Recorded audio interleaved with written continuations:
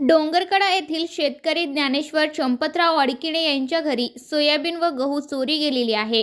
ज्ञानेश्वर अडकिणे हे सध्या नांदेडमध्ये राहतात, मात्र त्यांच्या शेतीतील माल डोंगरकडा राहत्या घरी ठेवत असतात. आज रात्री भर रस्त्यावरच्या घरामधील अज्ञात चोरट्याने 30 सोयाबीनचे पोते व 3 गव्हाचे पोते अशी चोरून नेलेली आहेत. ज्ञानेश्वर अडकिणे यांना सकाळी माहिती देण्यात आली आहे. त्यांनी डोंगरकडा येथे येऊन आपल्या घराची पाहणी केली असता डोंगरकडा पोलीस चौकीचे जमदार नागरगोजे यांना कळवले व ते लगेच पाहणी करण्यासाठी आले असताना त्यांना एक वेळा दारूची बॉटल असे काही मिळालेले दिसून आले आहेत. याची कठोर चौकशी करून आम्हाला न्याय द्यावा अशी मागणी शेतकऱ्यांनी केली आहे.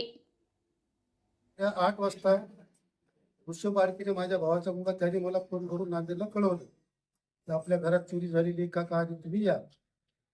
मी तिथून आल्याच्या नंतर घरी कुटुंब लावून सगळं बघलं तर गॅस कटरनं कुटुंब आणि कडीकोंडा तोडलेला होता आणि मधातले 30 ते 32 पोतं सोयाबीन आणि 3 पोतं गव्हाचे चोरीला गेले निदर्शनास आले. नाही, बिलकुल नाही. ते दिवस बाहेरच राहत होतं. यावर्षी ते मधात आहे. 31 क्विंटल 22 क्विंटल सोयाबीन गेला असेल आणि 1 क्विंटल गहू गेला असेल. 1-1.5 क्विंटल गहू